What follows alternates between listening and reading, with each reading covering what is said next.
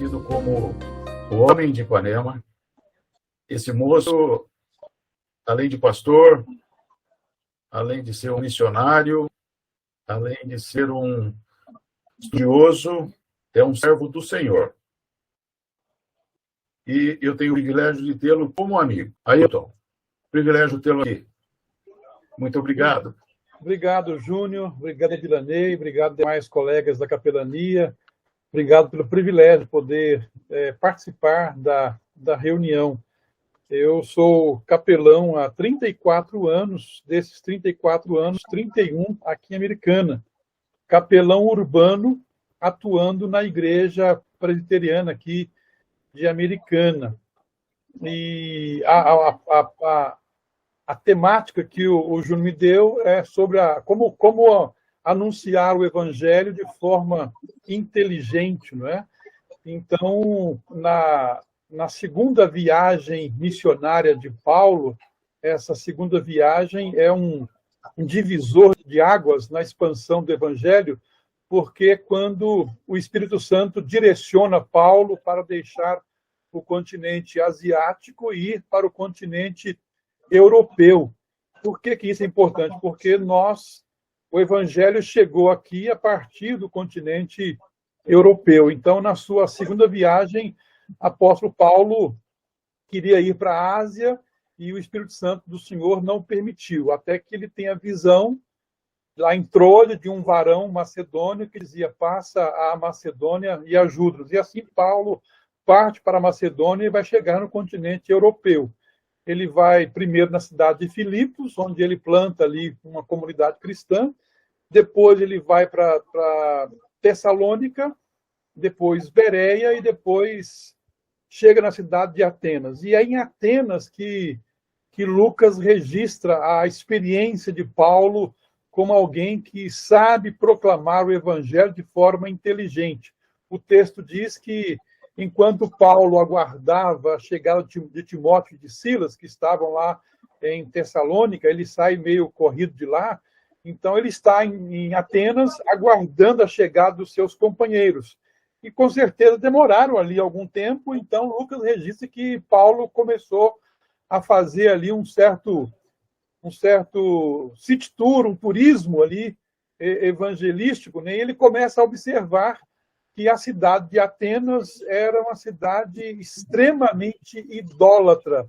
E Lucas chega a dizer que Paulo se revoltava no seu interior em face da idolatria reinante da cidade. Exatamente por causa da idolatria da cidade, Paulo, em Atenas, já havia ali uma sinagoga de judeus, então Paulo sempre procura primeiro ir nas sinagogas, ele vai para a sinagoga, mas não se contenta somente em anunciar o evangelho aos sábados, aos judeus atenienses, porque a idolatria era dominante. Então, Paulo também vai para as praças públicas, pregando o evangelho. Eu imagino que foi, então, na segunda, na terça, na quarta.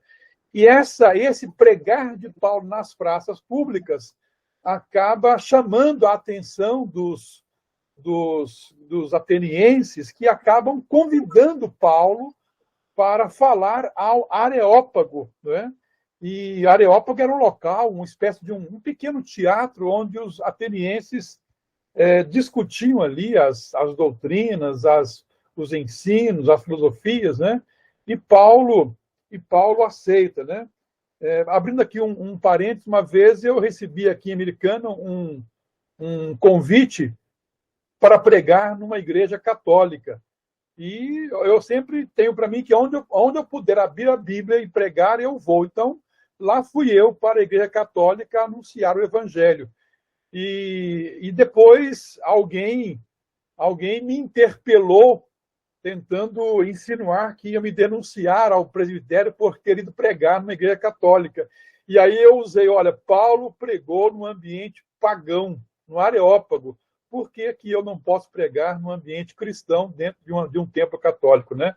Aí a pessoa desistiu do intento dela. Bom, mas voltando aqui, fechando parênteses aqui, Paulo, então, está em Atenas e recebeu um convite para pregar aos gregos, aos atenienses. E aí que eu gosto da estratégia inteligente de Paulo, porque antes Lucas me informa que Paulo está indignado, Paulo está bravo, está revoltado em face da idolatria dominante na cidade de Atenas, né? Mas quando ele vai abrir a boca, agora lá no ambiente do Areópago, para falar aos atenienses, ele começa com uma palavra de elogio. Então, a proclamação inteligente do Evangelho, ela começa com esse princípio, o princípio do elogio. Paulo vai dizer: senhores atenienses, em tudo vos vejo acentuadamente religiosos.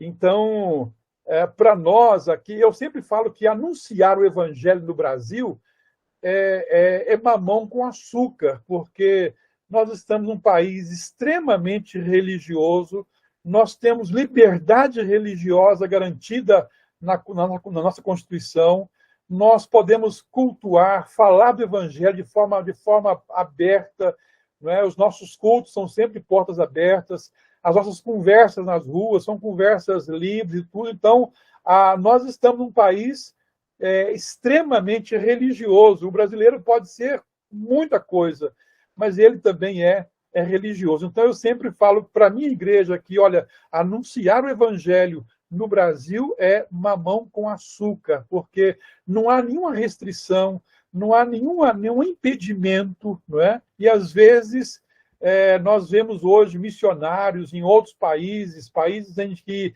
não há liberdade religiosa, países em que pregar o Evangelho é proibido, e aqui não, aqui nós não temos nenhuma proibição e, às vezes, nós não pregamos. Então, esse princípio que Paulo usa, o princípio do elogio, a meu ver, caracteriza uma proclamação inteligente. Paulo está revoltado, essa revolta é interna, dentro dele. Quando ele vai abrir a boca, ele abre a boca com um elogio. E todas as vezes que você elogia o seu interlocutor, esse elogio vai fazer com que o ouvido da pessoa que está ali te ouvindo fique mais elástico à sua palavra, àquilo que você vai falar. Então, o capelão, seja no ambiente da capelania empresarial, seja em qualquer lugar, ele é um proclamador, tem um compromisso com a proclamação, não é? Então, se alguém que deve fazer uso de uma proclamação inteligente, esse alguém deve ser o capelão empresarial. O capelão em si, mas especificamente aqui na capelania que acontece nas empresas, porque você vai encontrar na empresa as mais diferentes matizes religiosas, né? Então, comece com este princípio, o princípio do elogio. Eu tenho certeza que quando Paulo elogiou ali os gregos, falando que eles eram pessoas religiosas, aqueles ouvidos ficaram elásticos ali à pregação apostólica. Paulo, nas suas andanças em Atenas, tinha observado muitos altares, né? Os estudiosos falam que haviam mais de 1000 altares às divindades, ao panteão ali dos gregos, dos deuses, né, gregos. Então, e ele tinha, um deles tinha chamado a atenção, não é? Os gregos eram tão religiosos que alguém, com medo de desagradar alguma divindade que ele não conhecia, tinha feito um altar e uma oferenda ao Deus desconhecido. Pois bem, Paulo pega esse altar como gancho para começar o seu sermão, a sua proclamação inteligente na cidade de Atenas. Ele diz, olha, passeando pela cidade de Atenas, eu encontrei um altar que me chamou a atenção, dedicado, ofertado ali ao Deus desconhecido. Esse que vocês adoram sem conhecer é precisamente o Deus que eu anuncio a vocês. E aí Lucas registra um dos grandes sermões de Paulo na sua segunda viagem na Europa, na cidade de Tessalônica. Ele registra ali o anúncio, o texto, né? O sermão de Paulo, quase que ipsis literis, e ao registrar, ele demonstra que Paulo, de fato, era um pregador extremamente inteligente, porque Paulo começa a partir da criação até chegar no juízo de Deus e até chegar na pessoa de Jesus e a ressurreição. E, no fim, ele tem sucesso na sua pregação, porque Lucas termina dizendo que, após o sermão de Paulo, muitos gregos piedosos se agregaram a ele. Ele chega a citar o nome de Dionísio, a pessoa responsável ali pelo Areópago, e também uma mulher chamada Dâmaris, ou Damares, né? E assim, de repente, você tem aí já, em pouquíssimo tempo, no século I, 3 cidades na Europa que já têm um núcleo de cristãos a partir da proclamação de Paulo, que eu chamo de uma proclamação inteligente. Não é?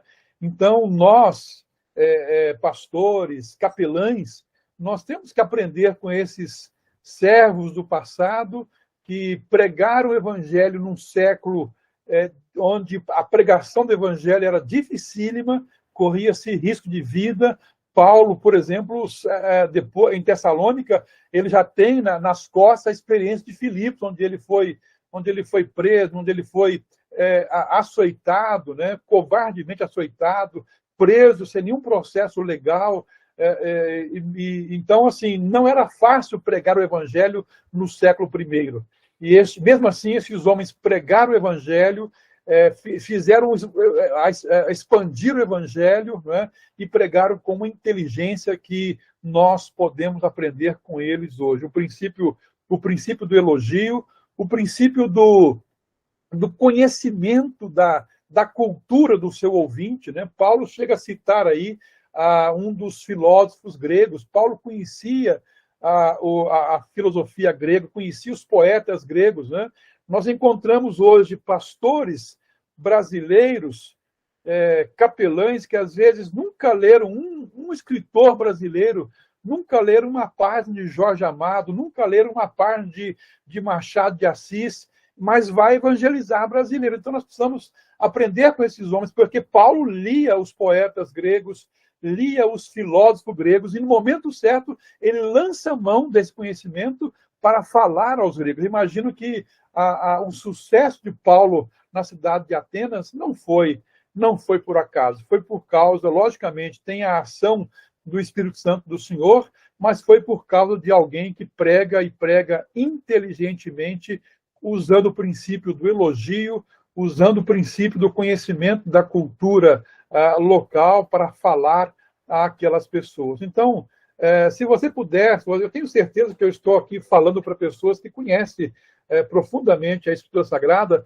mas leia depois com atenção Atos 17 e veja qual a técnica, qual a inteligência do apóstolo Paulo falando aí aos gregos. De repente, no século I, em pouquíssimo tempo, a Europa já tem ali 2, 3, 4 igrejas plantadas, porque esse homem fantástico que foi o apóstolo Paulo era um pregador do evangelho, tinha perfeita consciência de que pesava sobre os seus ombros essa responsabilidade, né? Ele vai dizer: ai de mim se eu não pregar o evangelho. Eu sou devedor dessa pregação, tanto a judeus como a gentios, né?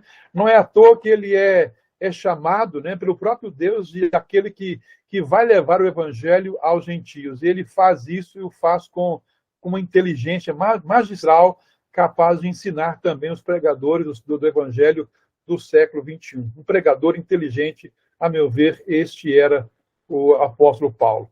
Usava o princípio do elogio, enquanto estava ali em Atenas, esperando seus companheiros, não perdeu tempo, fez ali um city tour na cidade, e ele vai captando ali as coisas. Quando a porta se abre, né, ele vai para o Areópago pregar o evangelho àquelas pessoas e começa com um elogio. Então, era essa a reflexão que eu queria trazer aqui a vocês, né? Atos 17, a experiência de Paulo em Atenas, como alguém que mostra como pregar o evangelho de forma inteligente, fazendo ganchos, começando com elogio, mesmo que o espírito dele estava ali indignado, né? Eu lembro de uma experiência que eu tive em Carangola, quando nós conseguimos contactar famílias que iriam receber pastores para pregar o evangelho, e eu e um outro pastor em Carangola, nós fomos visitar uma senhora que foi previamente contactada para receber a nossa visita, e nós íamos falar do evangelho de Jesus Cristo. E essa senhora tinha lá na sua casa, na sala, um nichozinho, e no nichozinho da sala tinha lá uma imagem de Aparecida. E ela estava na cozinha. Quando chegou na sala, esse meu colega, ele era era pastor e extremamente anticatólico. E assim que ela chegou na sala, ele falou, apontando para a parede: a senhora sabia que isto aí é idolatria? Ela, como é que é? Essa Aparecida aí é idolatria. Ela pegou na vassoura e disse: escuta, eu aceitei receber vocês aqui porque me falaram que vocês iam falar do Senhor Jesus Cristo. Por favor, ponham isso daqui para fora.